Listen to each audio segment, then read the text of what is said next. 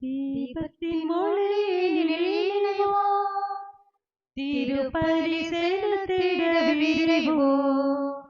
தீபத்தின் ஒளியினில் இணைவோம், திருப்பலி செலுத்திட விரைவோம்.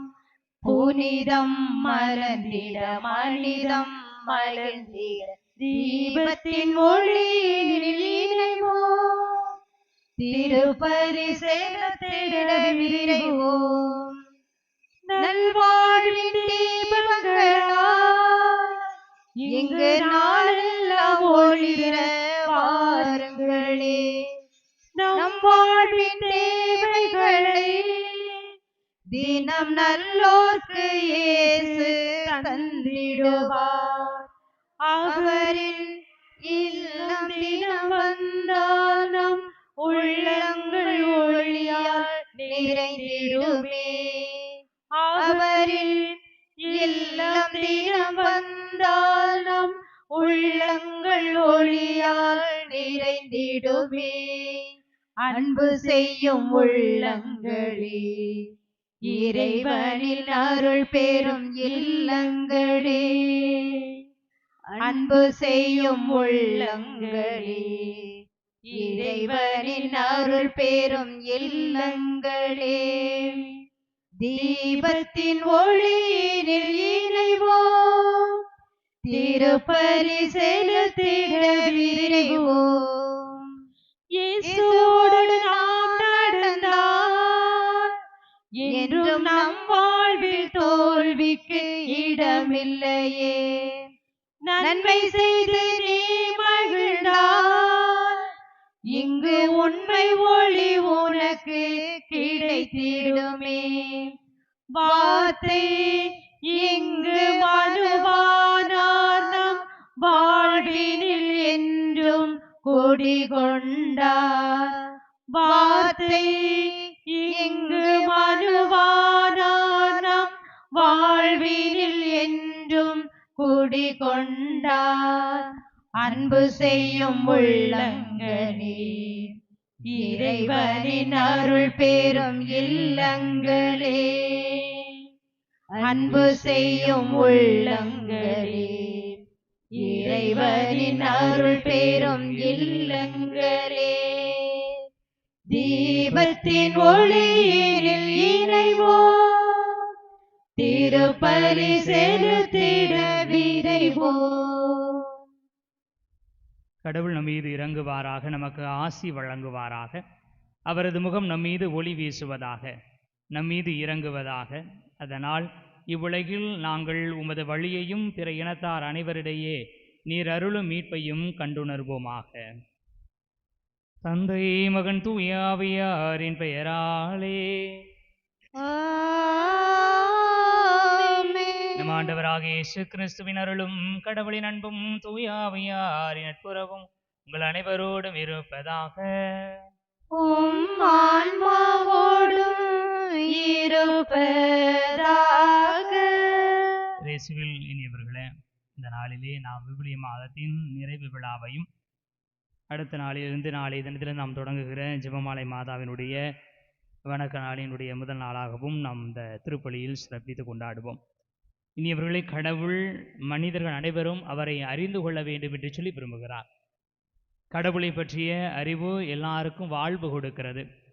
கடவுளையே வாழ்வாக ஒளியாகிய அன்னை மரியா உலகிற்கு வழங்கியிருக்கிறார். எனவே இந்த இரண்டு நிகழ்வுகளையும் ஒரே நாளில் கொண்டாடுவது உண்மையிலே பொருத்தமானதாக இருக்கிறது.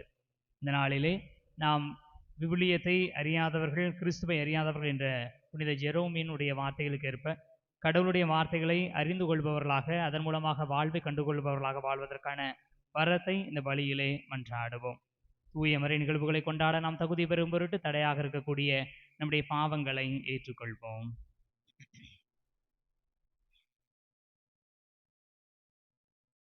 எல்லாம் வல்ல இறைவனிடமும் சகோதர சகோதரிகளே, உங்களிடமும் நான் பாவியனை பாவியனை ஏற்றுக்கொள்கிறேன். ஏனெனில் என் சிந்தனையாலும் சொல்லாலும் செயலாலும் கடமைகள் தவறியதாலும் பாவங்கள் பல செய்தேன். என் பாவமே, என் பாவமே, என் பெரும் பாவமே. ஆகையால் எப்பொழுதும் கன்னியான புனித மரியாவையும் வானதூதர் புனிதர் அனைவரையும் சகோதர சகோதரிகளை உங்களையும் நம் இறைவனாகிய ஆண்டவரிடம் எனக்காக வேண்டிக் கொள்ள மன்றாடுகிறேன். எல்லாம் வல்ல இறைவன் மீது இரக்கம் வைத்து நம் பாவங்களை மன்னித்து நம்மை நிலை வாழ்வுக்கு அழைத்து செல்வாராக. ஆமென். ஆண்டவரே இரக்கமாயிரும். ஆண்டவரே இரக்கமாயிரும். கிறிஸ்துவே இரக்கமாயிரும். கிறிஸ்துவே இரக்கமாயிரும். ஆண்டவரே இரக்கமாயிரும். ஆண்டவரே இரக்கமாயிரும். உன்னதங்களிலே கடவுளுக்கு மாட்சிமை உண்டாகுக. உலகினிலே நல் மனத்தோர்க்கு அமைதியும் உண்டாகுக. புகழுகின்றோம் யாம் உம்மையே, வாழ்த்துகின்றோம் இறைவனே. உமக்கு ஆராதனை புரிந்து உம்மை மாட்சிப்படுத்துகின்றோம் யாம்.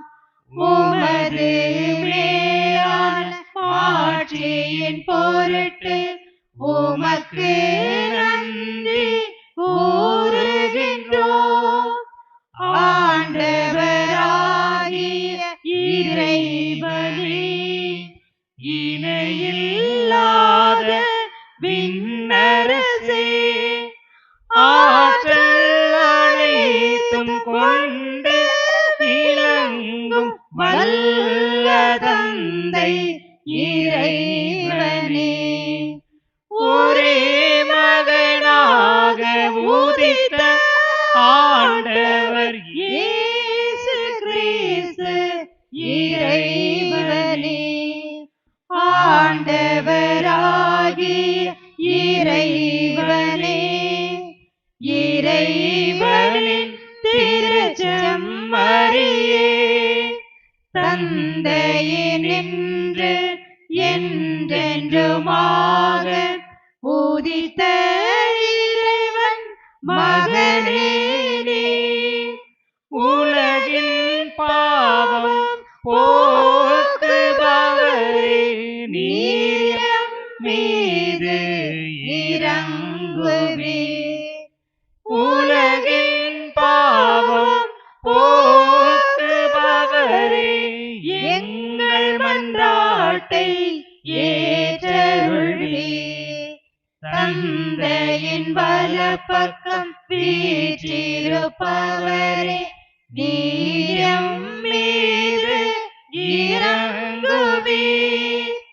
ஏனெனில் இயேசு கிறிஸ்துவே, நீர் ஒருவரே தூயவர், நீர் ஒருவரே ஆண்டவர், நீர் ஒருவரே உன்னதர்.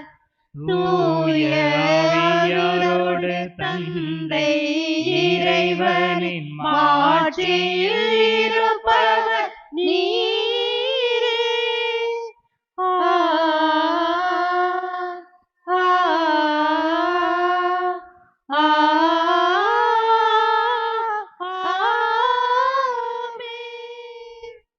மன்றாடுவோமாக. இறைவாவும் திருமகனை உண்மையான ஒளியாகிய உலகுக்கு அனுப்பினீரே. மனிதரின் இதயத்தில் உண்மையின் விதையை எப்பொழுதும் ஊன்றவும், அவர்களின் நம்பிக்கையின் கீழ்ப்படிதலை தூண்டி எழுப்பவும் ஆக்களிக்கப்பட்ட தூய ஆவியாரை பொழிந்தருளும்.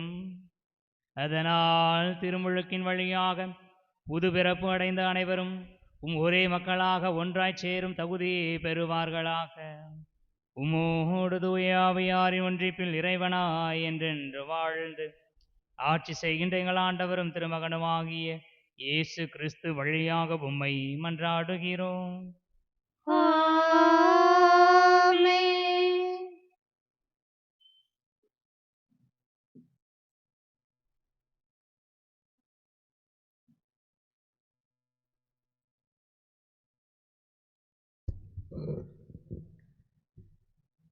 நேர்மையுடையவரோ தம் நம்பிக்கையினால் வாழ்வடைவர். இறைவாக்கினர் அபகூக்கு நூலிலிருந்து வாசகம். அதிகாரம் 1, இறை வார்த்தைகள் 2 மற்றும் 3. அதிகாரம் 2, இறை வார்த்தைகள் 2 முதல் 4 முடிய.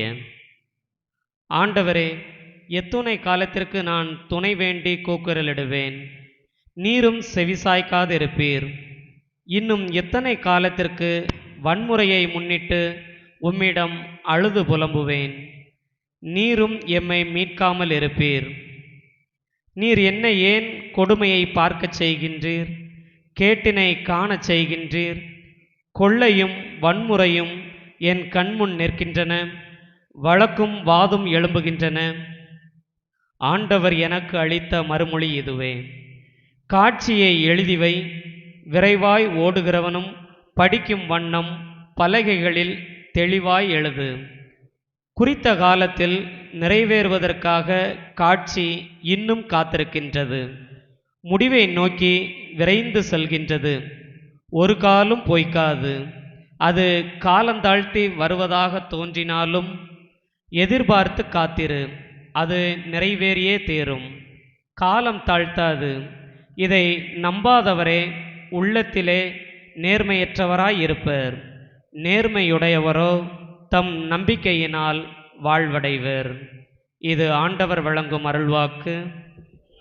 நன்றி. இயேசுவே, உந்தன் வார்த்தையால் வாழ்வு வளம் பெறுமே. நாளுமே அன்பு பாதையில் கால்கள் நடந்திடுமே. தேவனே, உந்தன் பார்வையால் என் உள்ளம் மலர்ந்திடுமே.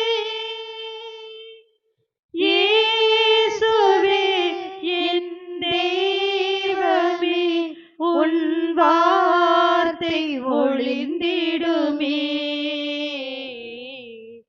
இயேசுவே, உந்தன் வார்த்தையால் வாழ்வு வளம் பெறுமே. தீமைகள் தகர்ந்தொழிந்திடும் உன் வார்த்தை வலிமையிலே. பகைமையும் சுயநலன்களும் இங்கு வீழ்ந்து ஒளிந்திடுதே. தீமைகள் தகர்ந்தொழிந்திடும் உன் வார்த்தை வலிமையிலே. பகைமையும் சுயநலன்களும் இங்கு வீழ்ந்து ஒளிந்திடுதே. நீதியும் அன்பு நேர்மையும் பொங்கி நிறைந்திடுதே. இயேசுவே, என் தேவனே, உன் வார்த்தை ஒளிந்திடுதே. இயேசுவே, உந்தன் வார்த்தையால் வாழ்வு வளம் பெறுமே.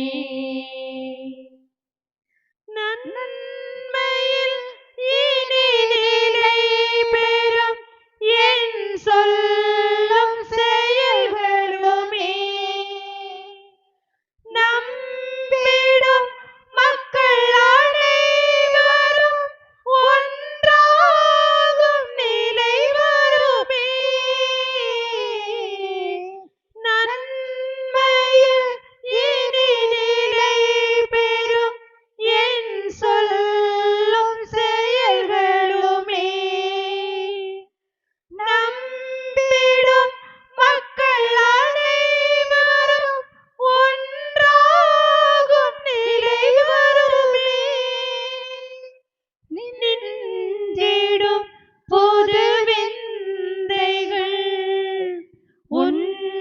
புகழ்ந்திடுதே.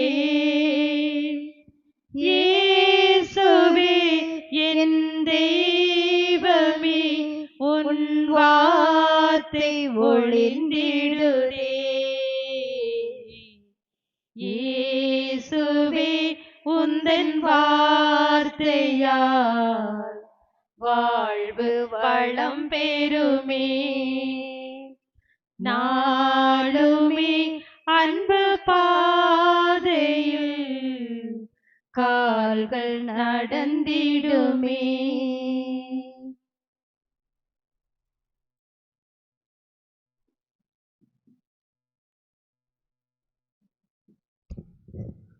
இரண்டாம் வாசகம்.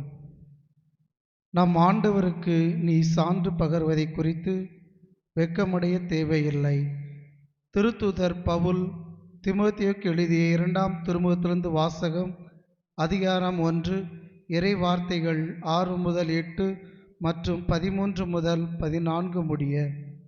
அன்புக்குரியவர்களே, உன்மீது என் கைகளை வைத்து திருப்பணியில் அமர்த்திய போது உனக்குள் எழுந்த கடவுளின் அருள் கொடையினை தூண்டி எழுப்புமாறு நினைவுறுத்துகிறேன். கடவுள் நமக்கு கோழை உள்ளத்தினை அல்ல, வல்லமையும் அன்பும் கட்டுப்பாடும் கொண்ட உள்ளத்தையே வழங்கியுள்ளார். எனவே நம் ஆண்டவருக்கு நீ சான்று பகர்வதை குறித்தோ அவர் பொருட்டு நான் கைதியாக இருப்பதை குறித்தோ வெட்கமடைய தேவையில்லை. கடவுளின் வல்லமைக்கேற்ப நற்செய்தியின் பொருட்டு துன்பத்தில் என்னுடன் பங்குகொள். கிறிஸ்து இயேசுவிடம் நம்பிக்கையும் அன்பு கொண்டு என்னிடம் நீ கேட்ட நலன் தரும் வார்த்தைகளை மேல்வரிசை சட்டமாக கொள். நமக்குள் குடிகொள்ளும் தூய ஆவியால் ஒப்படைக்கப்பட்ட நல்ல போதனையை காத்துக்கொள். இது ஆண்டவர் வழங்கும் அருள்வாக்கு. இறைவனுக்கு நன்றி. அல்லேலூயா, அல்லேலூயா, அல்லேலூயா,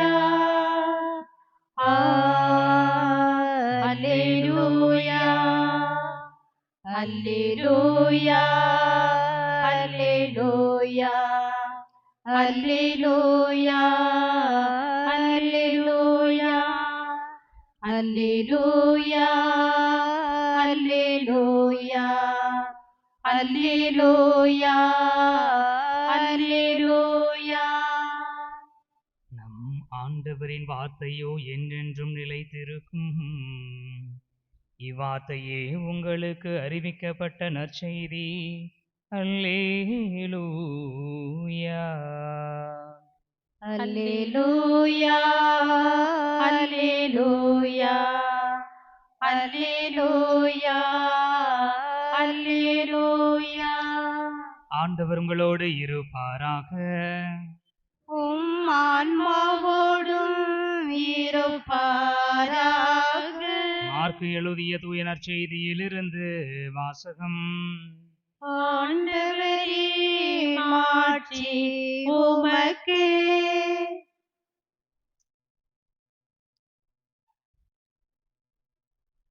புனித மார்க்கு எழுதியபடி நம் ஆண்டவர் இயேசு கிறிஸ்துவின் நற்செய்தி 3ஆம் அதிகாரம் இறைவார்த்தைகள் 13 முதல் 19 முடிய.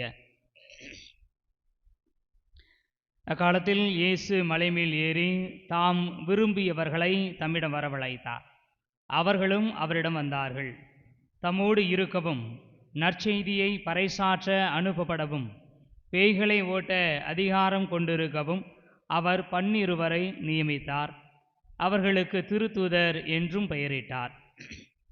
அவர் ஏற்படுத்திய 12 முறையே பேதுரு என்று அவர் பெயரிட்ட சீமோன், செபதேயுவின் மகன் யாக்கோபு, யாக்கோபின் சகோதரரான யோவான், இவ்விருவருக்கும் இடியை போன்றோர் என பொருள்படும் பவனர்கேசு என்று அவர் பெயரிட்டார். அந்திரேயா, பிலிப்பு, பர்த்தலமேயு, மத்தேயு, தோமா, அல்பேயுவின் மகன் யாக்கோபு, ததேயு, தீவிரவாதியாய் இருந்த சீமோன், இயேசுவை காட்டிக் கொடுத்த யூதாசு இஸ்காரியோத்து என்போர் ஆவர். ஆண்டவரின் அருள்வாக்கு. கிறிஸ்துவே, உமக்கு இயேசுவில் இனியவர்களே, விவிலிய மாதத்தின் நிறைவை கொண்டாடி கொண்டிருக்கிறோம். விவிலியத்தை அறியாதவன் கிறிஸ்துவை அறியாதவன் என்று சொல்லி யார் சொல்லுவார்? புனித ஜெரோம் சொல்லுவார். முன்னுரை முதற்கொண்டு பூசை ஆரம்பிச்சிச்சுன்னு அர்த்தம். அதனால் வருகை பாட்டு பாடுறதுலேருந்தே பூசையில் என்ன நடக்குது, நாம் என்ன மன்றாடுகிறோம், எதை சொல்லுகிறோம், என்ன வார்த்தை அறிவிக்கப்படுகிறது என்பதை என்ன செய்யணும், கூர்ந்து கவனிக்கணும். தியேட்டரில் படம் பார்த்தோம்னா ஃபஸ்ட்டு சீனுக்கும் அடுத்த சீனுக்குள்ளே சீக்வன்ஸ்லாம் கரெக்டாக வாட்ச் பண்ணுறோம். அது மாதிரி இனியவர்களே, திருவிவிலியம் வாழ்வினுடைய அடிப்படையான உணர்வுகள். பொதுவாக நீங்கள் திருப்பாடல்கள் வாசிப்பீர்கள் என்று சொன்னால் அதை உங்களால் புரிந்து கொள்ள முடியும். திருப்பாடல்கள் என்பது சும்மா ஏதோ ஒரு பாட்டு அப்படின்னு அல்ல. விவிலியத்தில் நீங்கள் திருப்பாடல் எடுத்து அதனுடைய தலைப்புகளை மட்டுமே பாருங்களேன். ஆண்டவரிடம் முறையீடு, வெற்றி குறித்ததற்காக கடவுளுக்கு நன்றி, கடவுளிடம் மன்றாடுதல், அரசருக்காக மன்றாடுதல், துயருருவருடைய மன்றாட்டு, தனிநபர் பாட்டு, மாலை மன்றாட்டு, காலை மன்றாட்டு, அழுகை பாடல், ஒவ்வொன்றுக்கும் ஒவ்வொரு பாட்டும். மலையை நோக்கி போகிற பாட்டு, விவசாயத்திற்கான பாடல் இருக்கிறது, இயற்கைக்கான பாடல் இருக்கிறது, ஆயருக்கான பாடல் இருக்கிறது. திருப்பாடல்கள் மனித வாழ்வில் ஒருவர் கடவுளோடு எத்தகைய உறவு பாராட்டுகிறார் என்பதை வெளிப்படுத்துகிற ஒரு விதமாக இருக்கிறது.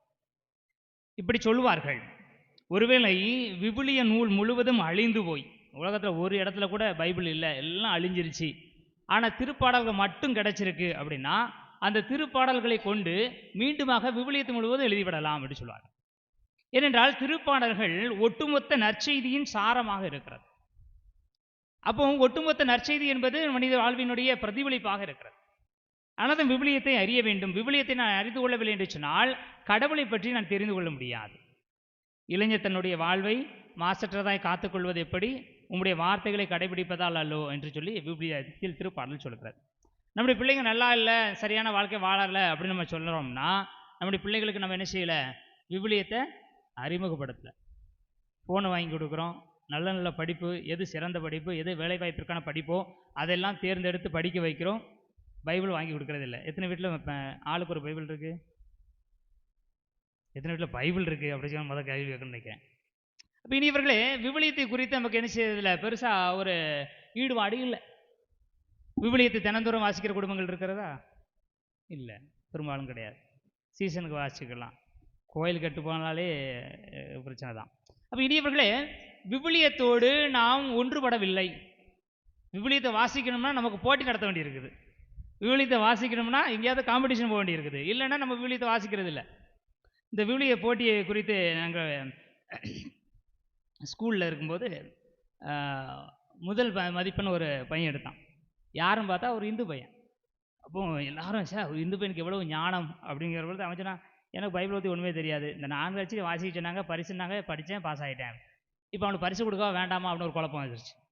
ஏன்னா கிறிஸ்தவர்களுக்கு நிறைய மார்க்கில் அவன் ரொம்ப டிஃப்ரெண்ட்டில் இருந்தான். அவன் பரிசு கொடுத்தாங்க. கொடுத்துட்டு அப்போ எங்களுடைய மறைக்கல்வி ஆசிரியர் சொன்ன விஷயம் இதுதான், விவிலியத்தை படித்து மார்க் எடுக்கிறது முக்கியமே கிடையாது, அது யாரும் எடுப்பாங்க. நம்ம ஸ்கூலில் பார்த்தீங்களா ஒரு பையன் எடுத்தான் பாருங்க. ஆனால் நீங்கள் அதை எடுத்திருந்தீங்கன்னா பெரிய விஷயம். ஏன்னா அவன் படித்தது மாதிரி நீங்கள் படிக்க மாட்டீங்க. அவனுக்கு தூயாமை தூண்டுதல் கூட உங்களை தூண்டியிருக்கார். வித்தியாசம் இருக்கிறது. அப்போ ஒரு விவிலியத்தை நான் எப்படி பார்க்கிறேன், அல்லது ஒரு விவிலியத்தை நான் எப்படி வாசிக்கிறேன், விவிலியத்தை என்னுடைய வாழ்க்கையில் நான் எப்படி ஒப்பிட்டு பார்க்கிறேன் என்பது மிக முக்கியமான ஒரு தேவையாக இருக்குது. விவிலியம் நம்முடைய அடிப்படை தேவையாக. எல்லா சமயங்களுக்கும் நீங்கள் வைப்பீர்கள் என்று சொன்னால் எல்லா சமயத்திலும் புனித நூல்கள் உண்டு. அந்த புனித நூல்கள் தான் அவருடைய நம்பிக்கையின் அடிப்படையாக இருக்கிறது. அதுபோல கிறிஸ்தவத்திற்கு திருவிவிலியம் நம்பிக்கையின் அடிப்படையாக நம்முடைய வாழ்க்கையினுடைய அடிப்படைகளை சொல்லித் தருகிற ஒரு நூலாக இருக்கிறது. இதை எவர் ஒருவர் புரிந்து கொள்கிறாரோ, எவர் ஒருவர் தெரிந்து கொள்கிறாரோ, எவர் ஒருவர் ஒரு ஆர்வத்தோடு வாசிக்க பழகுகிறாரோ அவர் ஆண்டவரை அறிவிப்பவராக, ஆண்டவரை வாழ்பவராக இருப்பார். ஆனால் நமக்கு பெரும்பாலும் பைபிளை எடுக்கிறதுக்கோ பைபிளை வாசிக்கிறதுக்கோ மற்றவங்க முன்னாடி வாசிக்கிறதுக்கோ வைக்கும். எனவே இன்றைய நாள் 2ஆம் வாசகத்தில் நாம் கேட்டோம், பவுலடிகளார் தீமோத்தேயுவுக்கு சொல்கிறார், நீர் ஆண்டவருக்கு சான்று பகர்வதை குறித்து வெட்கம் அடைய தேவையில்லை. கடவுளுடைய வார்த்தைகளை பற்றி நீ பேசுவதற்கு ஒருபோதும் தளர்ந்து போகாதே.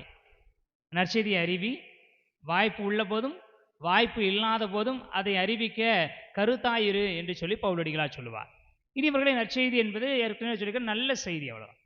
கடவுளை பற்றிய ஒரு வார்த்தை அல்லது மனிதருக்கு நலம் தருகிற ஒரு செய்தி அல்லது மற்றவங்ககிட்ட நீ நல்லா இருப்ப, உனக்கு ஒரு பிரச்சனையும் இல்லை, நான் கூட இருக்கிறேன், நீ கவலைப்படாத அப்படிங்கிற வார்த்தைகள்லாம் நற்செய்திகள் தான், நல்ல செய்திகள். அதையெல்லாம் சொல்வதற்கு தயாராக இருக்க வேண்டும். பெரும்பாலும் இப்போதைக்கு அந்த வார்த்தைகளை சொல்றதுக்கு ஆளே இல்லை.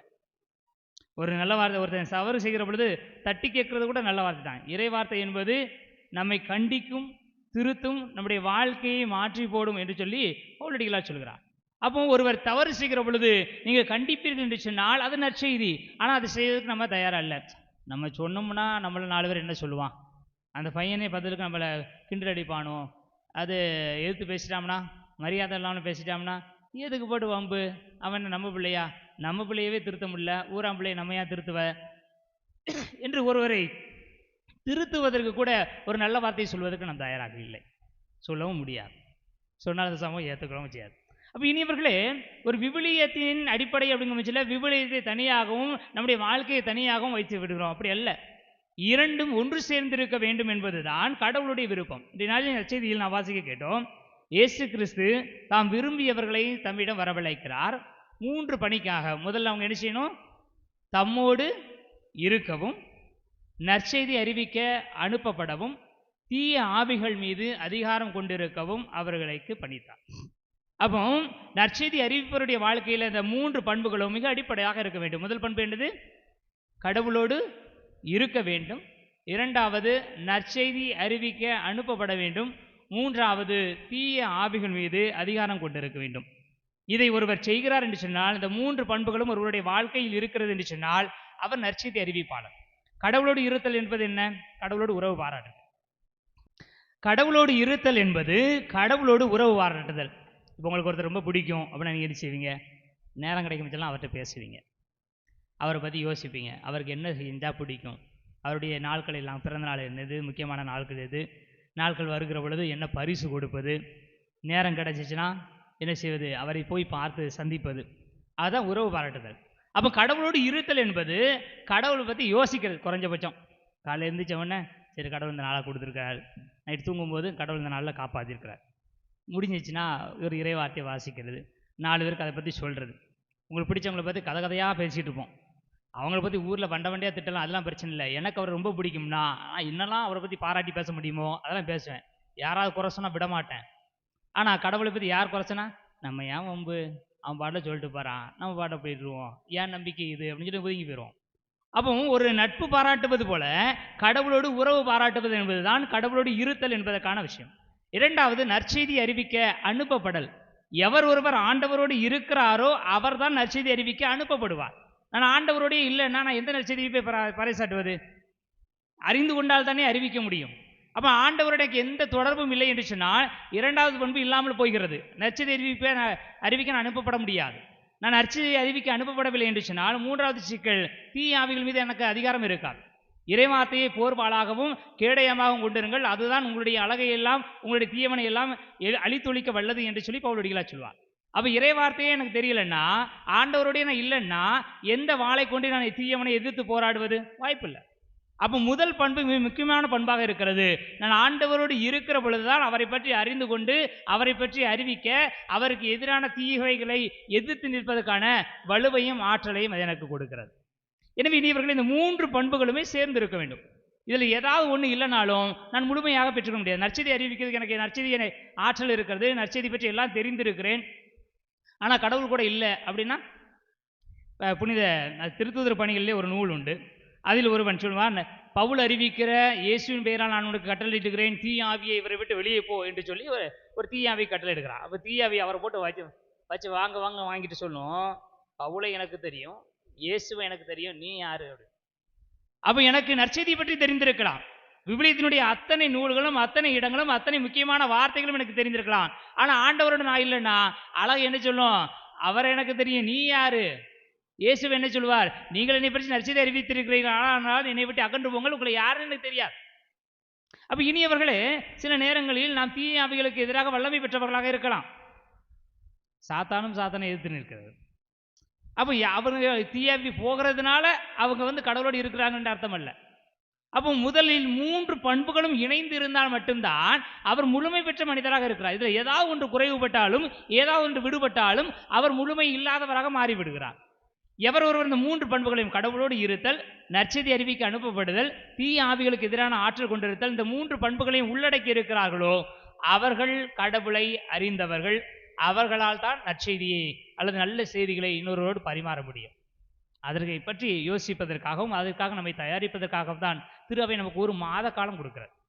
ஒரு மாதம் முழுவதுமாக நீங்கள் ஆண்டவரை பற்றி அறிந்து கொள்ள முயற்சி செய்யுங்கள். விவிலியத்தை அறிந்து கொள்ளுங்கள். விவிலியத்தை பற்றி சார்ந்த செயல்களை தெரிந்து கொள்ளுங்கள். ஒருவேளை அப்படி செய்ய முடியலன்னா குறைஞ்சபட்சம் ஒரு போட்டிகளில் கலந்து கொள்வது மூலமாகவாது சில காரியங்களை நீங்கள் தெரிந்து கொள்ளுங்கள் என்று சொல்லி விவிலியம் நமக்கு ஒரு அழைப்பு விடுகிறது. கிறிஸ்துவை அறிந்து கொள்வது, கிறிஸ்துவோடு இருத்தல், நற்செய்தி அறிவிக்க அனுப்பப்படுதல் தான் தீய ஆவிகளை எதிர்த்து நிற்பதற்கான ஆற்றலை கொடுக்கும். அதற்கான வரத்தை தொடர்ந்து திருப்பலியிலே மன்றாடுவோம்.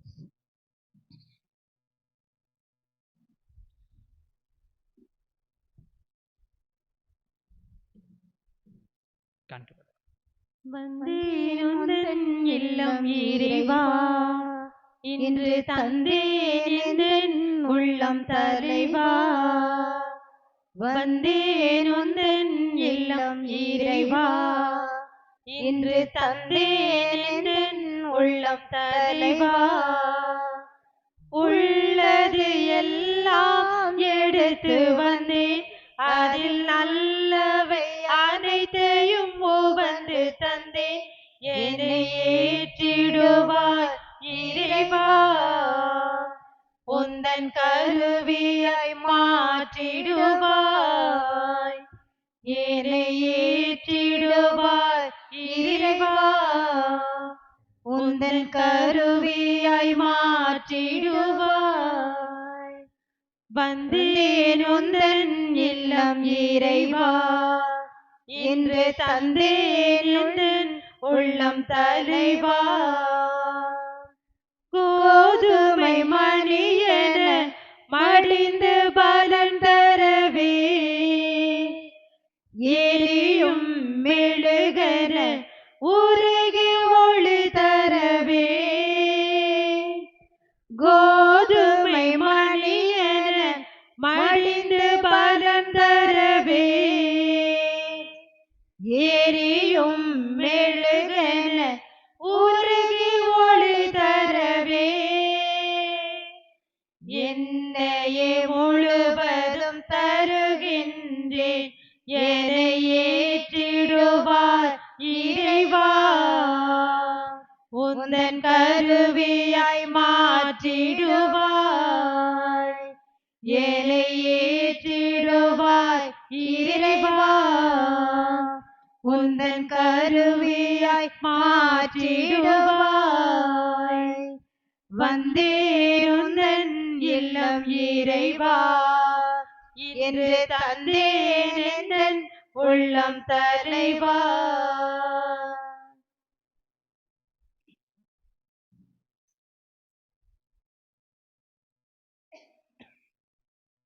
சகோதர சகோதரிகளே, என்னுடையதும் உங்களுடையதுமான பலி எல்லாம் உள்ள தந்தையாகிய இறைவனுக்கு ஏற்றதாகும்படி மன்றாடுங்கள். ஆண்டவர் தமது பேரின் புகழ்ச்சிக்காகவும் ஆட்சிக்காகவும் தமது நன்மைக்காகவும் புனித திரு அவை நலன்களுக்காகவும் உமது கை நின்று பலியை ஏற்றுக்கொள்வாராக. ஆண்டவரே, அனைவரின் மீட்புக்காக தம்மையே கையளித்த உம்முடைய கிறிஸ்துவின் திருமுகத்தை பார்த்து எங்களை கண்ணோக்கி அருளும். இவ்வாறு கதிரவன் தோன்றுவது முதல் மறையும் வரை உலக மக்களிடையே அவர் வழியாக உமது பெயர் புகழ் பெறவும் மாண்புக்கு உரிய உமக்கு எல்லா இடங்களிலும் ஒரே காணிக்கை ஒப்பு கொடுக்கப்படவும் அருள்வீராக. எங்கள் ஆண்டவராகிய கிறிஸ்து வழியாக உம்மை மன்றாடுகிறோம். ஆண்டவர் உங்களோடு இருப்பாராக. ஆன்மாவோடும் இருப்பாராக. எங்களை மேலே எழுப்புங்கள். ஆண்டவரிடம் எழுப்பியுள்ளோம். நம் இறைவனாகிய ஆண்டவருக்கு நன்றி கூறுவோம். அதுவே தகுதியும் நீதியும் ஆனது. ஆண்டவரை தூயவரான தந்தையே, என்றும் உள்ள எல்லாம் வல்ல இறைவா, எங்கள் ஆண்டவராகிய கிறிஸ்து வழியாக என்னாலும் எவ்விடத்திலும் நாங்கள் உமக்கு நன்றி செலுத்துவது மெய்யாகவே தகுதியும் நீதியும் ஆகும். எங்கள் கடமையை மீட்புக்கு உரிய செயலுமாகும். கிறிஸ்துவில் அனைத்தையும் புதுப்பிக்கவும் அவருடைய நிறைவில் நாங்கள் அனைவரும் பங்கு பெறவும் நீர் திருவுளமானீர். ஏனெனில் கடவுள் வடிவில் விளங்கிய அவர் தம்மையே வெறுமையாக்கி சிலுவையில் சிந்திய தமது இரத்தத்தால் யாவும் அமைதி பெறச் செய்தார். எனவே அவர் அனைத்திற்கும் மேலாக உயர்த்தப்பட்டு தமக்கு கீழ்ப்படிவோர் அனைவருக்கும் நிலையான மீட்பின் காரணரானார். ஆகவே வானதூதர் முதன்மை வானதூதரோடும் அரியணையில் அமர்வோர் தலைமை தாங்குவோரோடும் வான்படைகளின் அணிகள் அனைத்தோடும் சேர்ந்து நாங்கள் உமது மாட்சியை புகழ்ந்து முடிவின்றி பாடுவதாவது: தூயவர் தூயவர் தூயவர் வான்படைகளின் கடவுளாம் ஆண்டவர். விண்ணகமும் மண்ணகமும் உமது மாட்சியால் நிறைந்துள்ளன. உன்னதங்களிலே ஓசன்னா, உன்னதங்களிலே ஓசன்னா. ஆண்டவர் பெயரால் வருகிறவர் ஆசி பெற்றவர். உன்னதங்களிலே ஓசன்னா, உன்னதங்களிலே ஓசன்னா.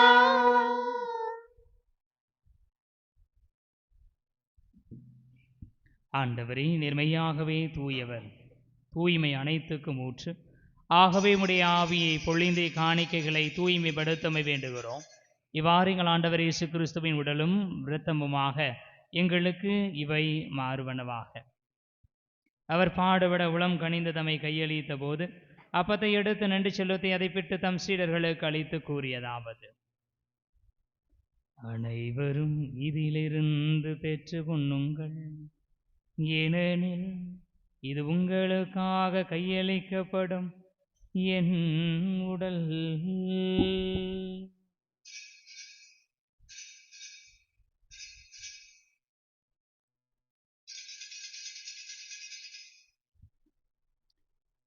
அவனமே இரவு விருந்தை அருந்தியவின் கிண்ணத்தையும் எடுத்து மீண்டும் உமக்கு நன்றி கூறி தம் சீடர்களுக்கு அழைத்து அவர் கூறியதாவது: அனைவரும் இதிலிருந்து பெற்று பருகுங்கள், ஏனெனில் இது புதிய நிலையான உடன்படிக்கைக்கு உரிய என் இரத்தத்தின் கிண்ணம்.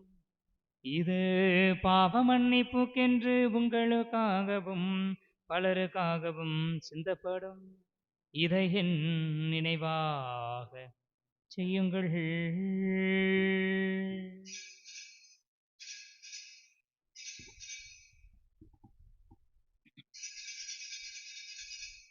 நம்பிக்கையின் மறை பொருள்.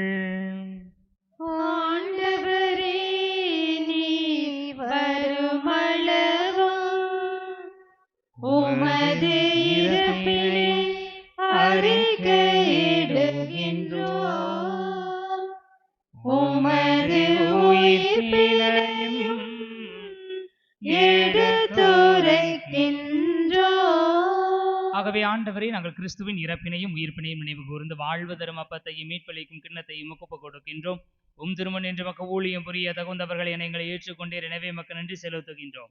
மேலும் கிறிஸ்துவின் உடலிலும் இரத்தத்திலும் பங்கு கொள்ளும் எங்களை தூய ஆவியார் ஒன்று சேர்க்க வேண்டுமென உம்மை தாழ்மையுடன் மன்றாடுகிறோம். ஆண்டவரே, உலகெங்கும் பரவி இருக்கும் அது திரு அவையை நினைவு கூர்ந்தருளும். எங்கள் திருத்தந்தையிலேயோ எங்கள் மறைமாவட்ட பரிபாலகர் பேரருள் திரு மோட்சராஜன் எல்லா திருநிலையினர் ஆகிய அனைவரோடும் அது திரு அவை அன்பில் நிறைவு பெறச் செய்திருளும். மேலும் உயிர்த்தலும் எதிர்நோக்குடன் துயில் கொள்ளும் எங்கள் சகோதரர் சகோதரிகளையும் இறந்தோர் அனைவரையும் இரக்கத்துடன் நினைவு கூர்ந்துவது திருமுக ஒளியினுள் ஏற்றருளும். எங்கள் அனைவர் மீதும் இரக்கமாயிரும். கடவுளின் கன்னித்தாயான புனித மரியா, அவருடைய அன்பு கணவரான புனித யோசேப்பு, புனித திருத்தூதர்கள், இவ்வுலகிலும் உகந்தவராய் இருந்தோர் ஆகிய புனிதர் அனைவருடனும் நாங்கள் நிலை வாழ்வில் பங்கு கொள்ளும் தகுதி பெற்று திருமகன் இயேசு கிறிஸ்து வழியாக உம்மை புகழ்ந்தேத்தும் வரமருள உம்மை மன்றாடுகிறோம்.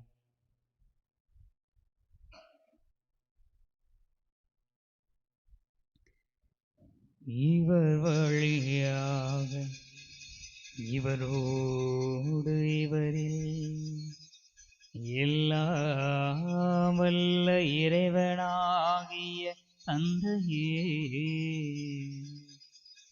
தூயாவியாரின் ஒன்றிப்பில் எல்லா புகழும் ஆட்சியும் என்றென்றும் உமக்கு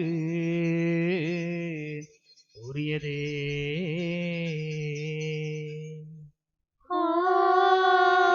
ஆமென். ஆமென். ஆமென். மீட்பரின் கட்டளையால் கற்பிக்கப்பட்டு இறைபடிப்பினையால் பயிற்சி பெற்ற நாம் துணிந்து பாடுவோம். விண்ணுலகில் இருக்கிற எங்கள் தந்தையே, உமது பெயர் தூயதென போற்ற பெறுக. உமது ஆட்சி வருக. உமது திருவுளம் விண்ணுலகில் நிறைவேறுவது போல மண்ணுலகிலும் நிறைவேறுக. எங்கள் அன்றாட உணவை இன்று எங்களுக்கு தாரும். எங்களுக்கு எதிராக குற்றம் செய்வோரை நாங்கள் மன்னிப்பது போல எங்கள் குற்றங்களை மன்னியும். எங்களை சோதனைக்கு உட்படுத்தாதேயும், தீமையிலிருந்து எங்களை விடுவித்தருளும். ஆண்டவரை தீமை அனைத்திலுமிருந்து எங்களை விடுவித்து எங்கள் வாழ்நாளில் அமைதியை கனிவுடன் அருளவும் மன்றாடுகின்றோம். உமது இரக்கத்தின் உதவியால் நாங்கள் பாவத்திலிருந்து எப்போதும் விடுதலை பெற்று யாதொரு கலக்கமுமின்றி நலமாயிருப்போமாக. நாங்கள் இது நோக்கி இருக்கும் பேரின்பத்துக்காகவும் எமைப்பராகி இயேசு கிறிஸ்துவின் வருகைக்காகவும் காத்திருக்கின்றோம். ஆட்சியும் வல்லமையும் மாட்சியும் என்றென்றும் உமதே. ஆண்டவரே இயேசு கிறிஸ்துவை அமைதியை உங்களுக்கு விட்டுச் செல்கிறேன், என் அமைதியையே உங்களுக்கு அளிக்கின்றேன் என்றும் திருத்தூதர்களுக்கு மொழிந்தீரே. எங்கள் பாவங்களை பாராமல் உமது திரு அவையின் நம்பிக்கையை கண்ணோக்கி உமது திருவுளத்திற்கு ஏற்ப அதற்கு அமைதியையும் ஒற்றுமையையும் அளித்தருள்வீராக. என்றென்று வாழ்ந்து ஆட்சி செய்கின்றவர் நீரே.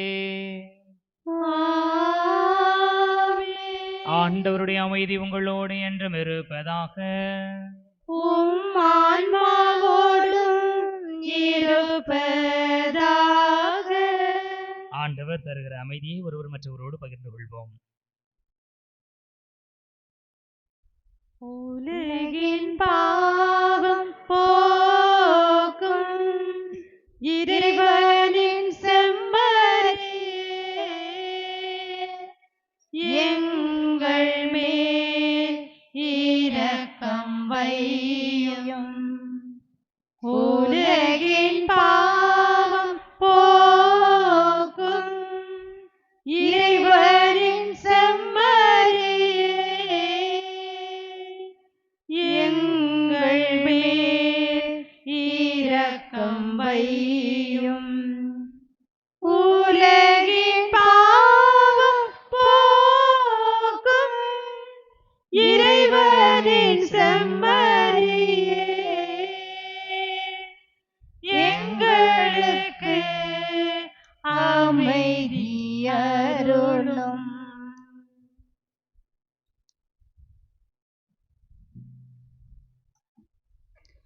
இதோ இறைவனின் செமரி, இதோ உலகின் பாவங்களை போக்குபவர்.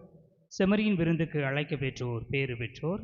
ஆண்டவரே, நீர் என் இல்லத்தில் எழுந்தருள நான் தகுதியற்றவள், ஆனால் ஒரு வார்த்தை மட்டும் சொல்லியறலும் எனது ஆன்மா நலம்.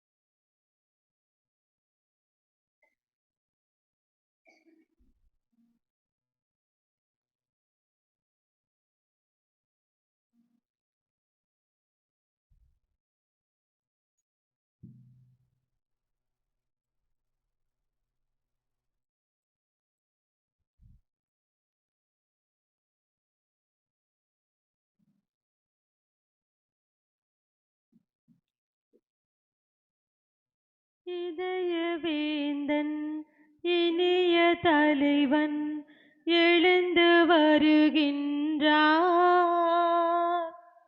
உதயம் காணா உள்ளந்தனிலே உரைய வருகின்றார்.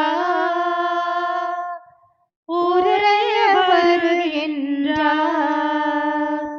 ஒரு வெண்ணிறப்ப வடிவிலே உணவாய் வருகின்றார். என்னை கண்மணி போல காத்திடவே உறவாய் வருகின்றார்.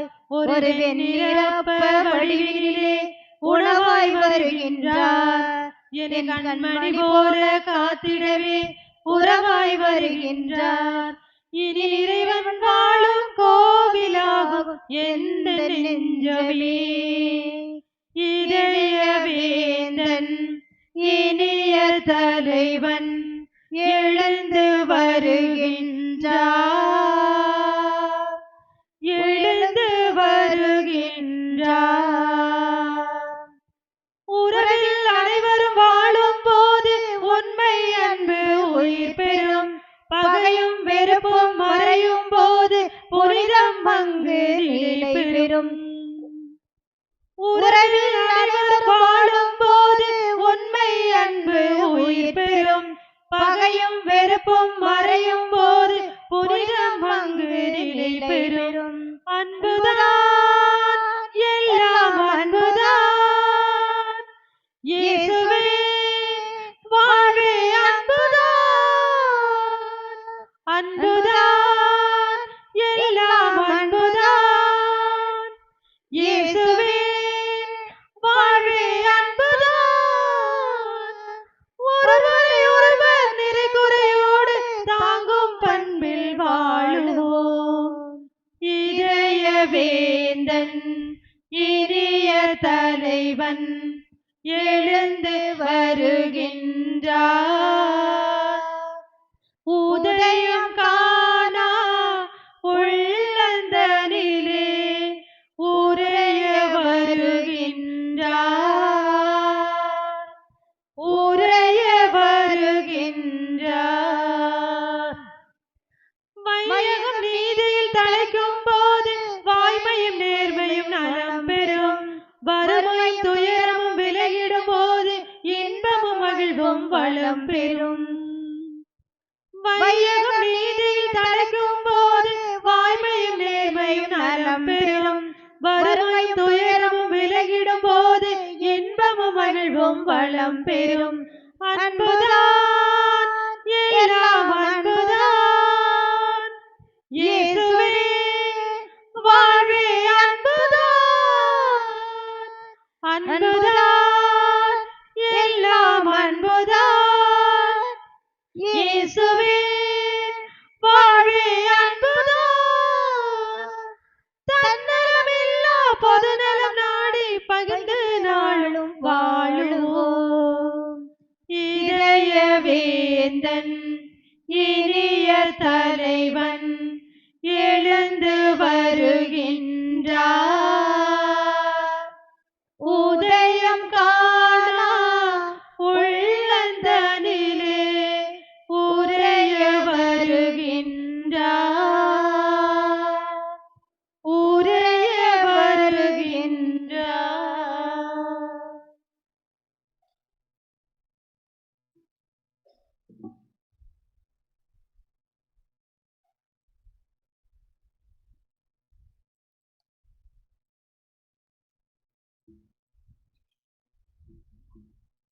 கண்களை மூடுவோம். ஆண்டவருக்கு நன்றி சொல்லுவோம்.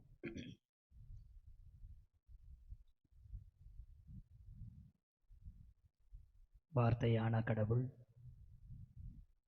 வடிவமாக மனிதராக பிறந்து இம்மானுவேல் உங்களோடு நான் இருக்கிறேன் என்று சொல்லி வாழ்ந்து உலகம் முடியும் வரை நம்மோடு இருக்கும்படியாக, நம்மோடு ஒன்றாக கலக்கும்படியாக உணவாக வந்திருக்கிறார். உணவின் வடிவிலே நம்முள் உரைகின்ற ஆண்டவருக்கு நன்றி சொல்லுவோம்.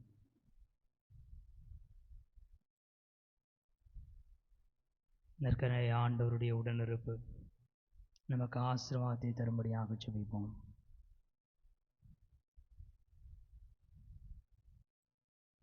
எம்மாவு சீடர்கள் மாலை வேலை ஆகிவிட்டது, எங்களோடு தங்கும் என்று சொன்னபோது அப்பத்தை பிற்கும் வேளையிலே அதை வெளிப்படுத்திய ஆண்டவர் இந்த பலியிலே நற்கருணை விருந்திலே தன்னையே நமக்கு வெளிப்படுத்துகிறார்.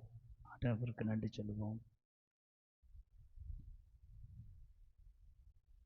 விவிலியத்தை அறிவதன் மூலமாக, வாசிப்பதன் மூலமாக இயேசுவோடு இருக்கவும், வார்த்தையான அவரை அறிவிக்க ஆற்றல் பெற்றவராக மாறவும், தீமைகளையும் தீய ஆமையும் எதிர்த்து போராடுவதற்கான சக்தி பெறவும் அவர் ஆற்றல் தரும்படியாக ஜெபிப்போம்.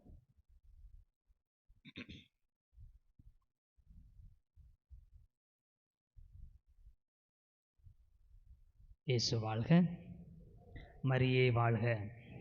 புனித பெர்க்மான் சரளப்பரே, இயேசுவில் இனியவர்களே, நமது பங்கிலே நாம் விவிலிய தேர்வு நடத்தினோம். கிட்டத்தட்ட ஞாயிறிலிருந்து இன்று வரை விவிலிய தேர்வுகள் இணையதளத்திலே நடந்தது. 86 பேர் கலந்து கொண்டிருக்கிறார்கள். ஒவ்வொரு அன்பியத்திலிருந்தும் எத்தனை பேர் என்பதை நான் குழுவில் போட்டிருந்தேன், அதை நீங்கள் பார்த்து தெரிந்து கொள்ளுங்கள். 86 பேருக்கும் கரவொலி எழுப்பி என்னுடைய பாராட்டுகளை தெரிவித்துக் கொள்வோம்.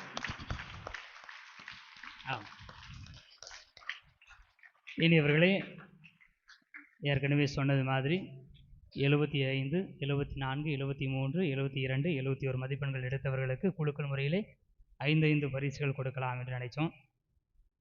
71 மதிப்பெண் 2 பேர், 72 மதிப்பெண் 2 பேர் அப்படின்னு பெற்றதுனால முதல் மதிப்பெண்கள் 75 மதிப்பெண்கள் பெற்றவர்கள் 51 பேர். 51 பேருக்கு 5 பரிசு வேண்டாம், கூட ஒரு பரிசு சேர்த்துக்கணும்னு சொல்லி 6 பரிசு கொடுக்கப்படும். இன்றைக்கி அவ்வளோ மாதா வேடம் அணிந்த சிறுமி லாட் எடுப்பாங்க. அருள் சகோதரி காளின் அவர்கள், சிஸ்டர் நீங்கள் பரிசுகள் வழங்கக்கூடிய அன்போடு கேட்டுக்கொள்கிறோம். ஆமாம், 76 பேர்களில் உங்களுக்கு எத்தனை மதிப்பெண் உங்களுக்கு தெரிஞ்சிருக்கும், அப்படி தானே? நீங்கள் தேர்வு எழுதினவங்களுக்கு மதிப்பெண் தெரிஞ்சிருக்கும். அதனால் யார் யாருன்னு தெரியல. தாய் வாதாயி உழைச்சத தட்டில், அந்த தட்டில் தட்டு தட்டு.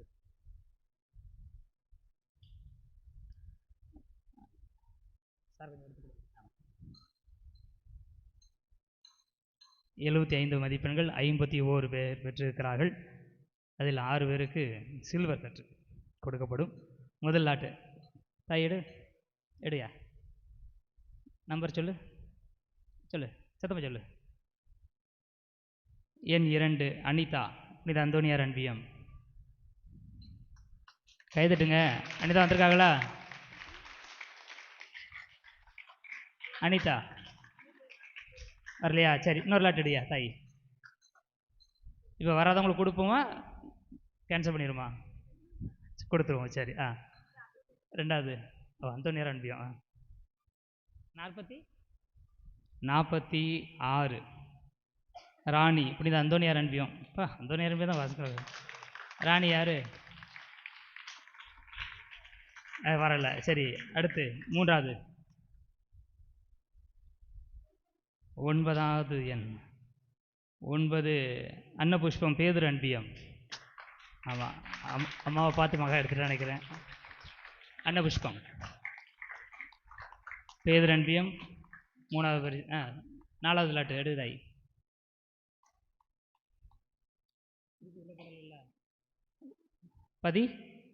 13 ஜேம்ஸ் அந்தோனியார் அன்பியம். ஜேம்ஸ் யாரு? இல்லையா? வரலையா? 5வது எடு. 17 கிருபா, புனித வர்க்கீஸ் அன்பியம்.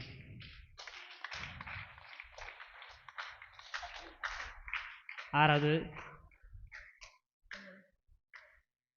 8வது எண் அன்னம்மாள், புனித சவேரியர் அன்பியம்.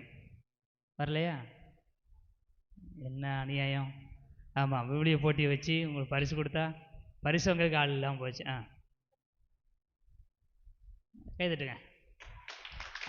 மீதி 4 பரிசுகளை நீங்கள் வந்து வாங்கிக் கொள்ளும்படியாக அன்போடு கேட்டுக்கொள்கிறோம். 6 முடிஞ்சிச்சு.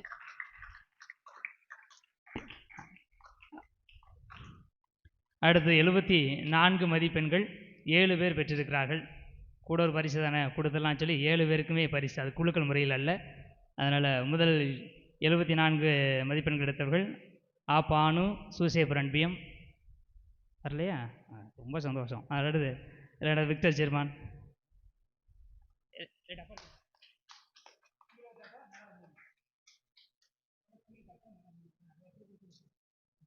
கைதட்டுங்க. விக்டர் ஜெர்மான். வர்ஷா இவாஞ்சலின் வரலையா? வர்ஷா இவாஞ்சலின் வரல. அடுத்து அபினா அருளானந்தர் அன்பியம். அபினா அருளானந்தர் அன்பியம் வரலையா? சரி. புஷ்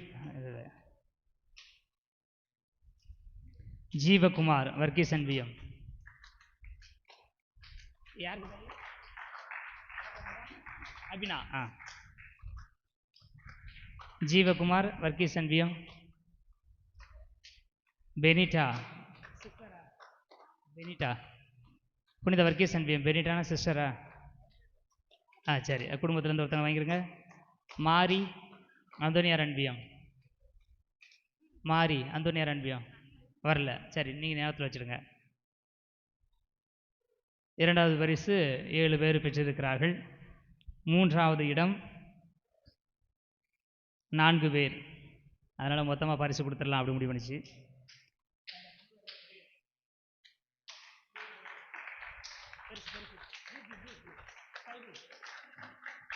நான்கு பரிசுகள். சவேரியார் அன்பியம் எஸ் ஜோசப். வராதவங்க பரிசு இல்லைன்னு சொல்லியிருக்கலாமோ? சாமியார் சவேரியார் அன்பியம் ஜோசப் அன்பிய பொறுப்பாளராக வாங்கிட்டு போங்க. ஆமாம், ஜோசப் 73 மதிப்பெண்கள். அந்தோனியார் அன்பியம்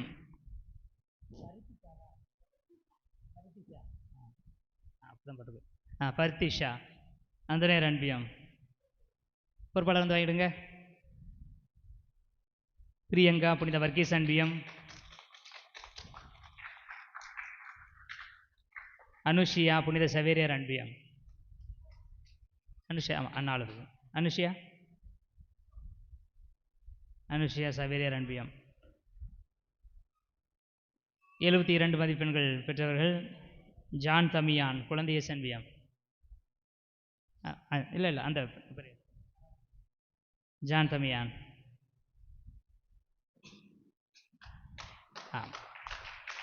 ஐந்தாவது இடம் 2 பேர் பெற்றிருக்கிறார்கள். கன்னிமரியாள் குழந்தைய அன்பியம். சரி, கரெக்ட் தான். ஜே மிக்கேல் அம்மாள் குழந்தைய அன்பியம்.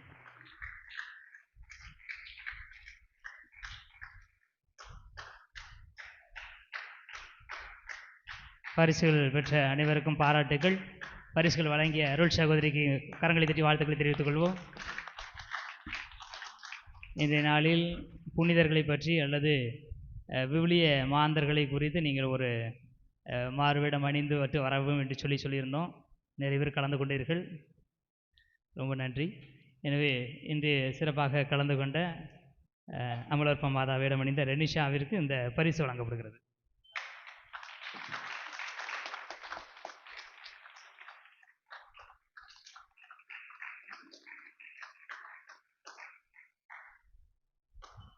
அனைவரும் எழுந்து ஆண்டவருக்கு நன்றி சொல்லுவோம்.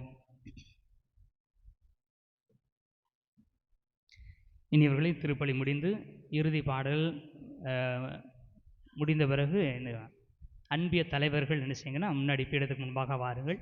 நம்ம ஏற்கனவே சொல்லியிருந்தபடி இந்த மாதம் முழுவதுமாக ஒரு நாளை முழுவதும் ஒரு வீட்டில் அன்னை மரியாவை நம்ம என்ன செய்கிறோம் வைத்திருக்க போகிறோம்.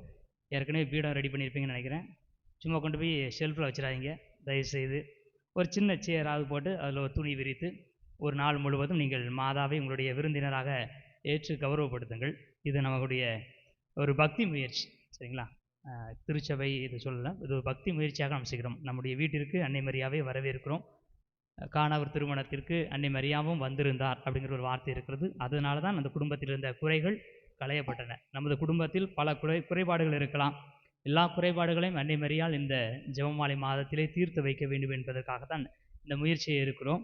எனவே அன்பிய தலைவர்கள், திருப்பலி முடிந்தவுடன் வாருங்கள், நம்ம ஒரு சிறப்பு ஜெபம் செய்துவிட்டு அந்த ஒவ்வொரு அன்பியத்திற்கும் ஒவ்வொரு மாதாவினுடைய சுரூபத்தை நம்ம படைப்போம். அன்பிய தலைவர் மட்டும் போகக்கூடாது. ஒரு அன்பியத்தில் தலைவர் வந்திருக்காருன்னா அவரோடு எத்தனை பேர் அன்பியத்திலேருந்து வந்திருக்கிறீங்களோ எல்லாரும் சேர்ந்து முதலாக அன்பிய தலைவருடைய வீட்டுக்கு என்ன செய்கிறோம், மாதாவை எடுத்து செல்கிறோம். அந்த அன்பிய தலைவர் வீட்டிற்கு கொண்டு வைத்து விட்டு சுற்றி இருக்கிற எல்லா அன்பிய குடும்பங்களும் இணைந்து ஒரு ஜெபமாலை ஜெபிக்கிறதோ அல்லது ஒரு சின்ன ஒரு ஜெபத்தை சொல்வதோ நீங்கள் சொல்லிவிட்டு நீங்கள் உங்களுடைய வீட்டிற்கு செல்லலாம். நாளை தினம் எத்தனை மணிக்கு வச்சுக்கலாம்? ஒவ்வொரு நாளைக்கு எத்தனை மணிக்கு மாத்திரை கரெக்டாக இருக்கும்? 7 மணி வச்சுக்கணுமா 7:30 வச்சுக்கணுமா? ஆமாம், கரெக்டாக இருக்கணும். அதே நாளில் 7 மணி 7:30 சரி 7 மணின்னு வச்சுக்கிட்டோம். அல்லது நீங்கள் உங்கள் அன்பியத்தில் ஒரு முடிவு பண்ணிவிடுங்க. ஒவ்வொரு நாளும் இப்போ இன்னையிலேருந்து நாளைக்கு மாலை எத்தனை மணிக்கோ அத்தனை மணி வரைக்கும் அன்பிய தலைவர் வீட்டில் இருக்கும். அடுத்த நாள் மறுபடியும் அன்பிய தலைவர் வீட்டுக்கு எல்லாரும் சேர்ந்து போகிறீங்க. அங்கே ஒரு ஜெபமாலையோ அல்லது ஒரு 10 மணியோ நீங்கள் ஜெபித்து விட்டு அங்கேருந்து அடுத்த அன்பிய வீட்டிற்கு கொண்டு போய் வைப்பீங்க. அந்த அன்பிய வீட்டில் என்ன செய்யுங்க, ஜெபித்து விட்டு நீங்கள் கலைந்து செல்கிறீங்க. இப்படி ஒவ்வொரு நாளும் ஒவ்வொரு வீட்டிலே வைக்கப்பட்டு நீங்கள் இறுதியாக ஆலயத்திற்கு கொண்டு வர வேண்டும். இந்த ஜெபமாலை மாதம் முழுவதுமாக இந்த பக்தி முயற்சியை நாம் மேற்கொள்ள இருக்கிறோம். எனவே திருப்பலி முடிந்தவுடன் அன்பிய தலைவர்கள் அவர்களுடைய அன்பிய உறுப்பினர்களோடு வரும்படியாக அன்போடு கேட்டுக்கொள்கிறேன். நான் உங்களுக்கு கட்டளையிட்ட யாவையும் அவர்களும் கடைபிடிக்கும்படி கற்பியுங்கள். உலக முடியும் வரை என்னாலும் நான் உங்களுடன் இருக்கிறேன் என்கிறார் ஆண்டவர். நன்றி கூறி மன்றாடுவோமாக. ஆண்டவரே, மீட்பு அளிக்கும் கொடையால் வலுப்பெற்ற நாங்கள் உம்மை வேண்டுகின்றோம். அதனால் முடிவில்லா மீட்பின் இந்த உதவியால் உண்மையான நம்பிக்கை என்றும் வளர்ச்சியுற செய்வீராக. எங்கள் ஆண்டவராகிய கிறிஸ்து வழியாக உம்மை மன்றாடுகிறோம். ஆண்டவர் உங்களோடு இருப்பாராக. உம் ஆன்மாவோடும் இருப்பாராக. எல்லாம் வல்ல இறைவன் தந்தை, மகன், தூயாவியார் உங்களுக்கு ஆசி வழங்குவாராக. சென்று வாருங்கள், திருப்பலி நிறைவேறிற்று. இறைவனுக்கு நன்றி.